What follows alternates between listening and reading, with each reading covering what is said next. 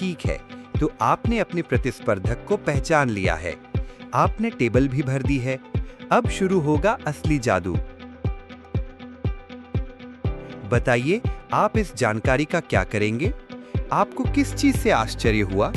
आप अपने आइडिया में क्या बदलाव लाना चाहेंगे? ये सब सोचने और करने से आपका आइडिया और मजबूत बनेगा। इसलिए नहीं क्योंकि आपने नकल की, बल्कि इसलिए क्योंकि आपने एक दूसरे आइडिया का ध्यान से अवलोकन किया, अपने आइडिया की उससे तुलना की और ध्यान से सोचा।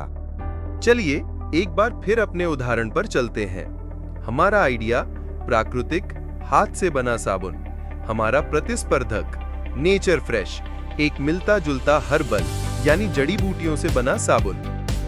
हमने अवलोकन किया और पाया कि जिस साबुन की कीमत कम थी, उसमें हमारे साबुन के मुकाबले कम सामग्री उपयोग की गई थी और उसकी पैकिंग चमकदार व आकर्षक थी। तो अब हमें क्या करना चाहिए? शायद हमारे साबुन में उपयोग हुई महंगी सामग्री को हम उभार कर दर्शा सकते हैं, या फिर हम अपने साबुन की कीमत ज्यादा ही रख सकते हैं, लेकिन उसके कारण स्पष्ट कर सकते हैं, या फिर कीमत कम करने के लिए हम साधारण पैकेजिंग का उपयोग कर सकते हैं जो पर्यावरण अनुकूल हो। कभी-कभी आप बिल्कुल विपरीत विकल्प भी चुनते हैं। अगर हमारे प्रतिस्पर्धक अप्राकृतिक खुशबू का उपयोग करते हैं जिससे ग्राहक आकर्षित होते हैं, तो हम कह सकते हैं कि हम 100% प्राकृतिक साबुन ही बनाएंगे, भले ही हमें शुरुआत में कम ग्राहक मिले।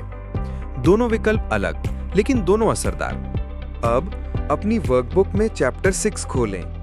अपनी टीम के साथ मिलकर अपने प्रतिस्पर्धक के बारे में एक ऐसी चीज चुनें जिससे आप प्रभावित हुए। फिर एक निर्णय लें, या तो उस चीज को अपने आइडिया में जोड़ें या फिर अलग दिखने के लिए उसका उल्टा करें।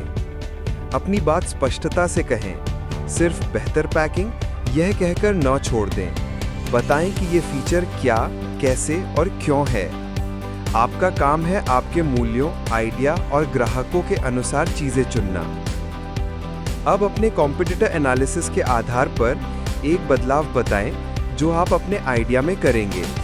फिर एक चीज बताएं जो आप वैसी ही रखेंगे, क्योंकि आपको उसमें विश्वास है। उद्यमी सोचने से आगे बढ़ते हैं, जल्दबाजी करने से नहीं। अगर संभव हो तो एक और दुकान पर जाएं या फिर ऑनलाइन देखें। अपनी टेबल फिर से भरें।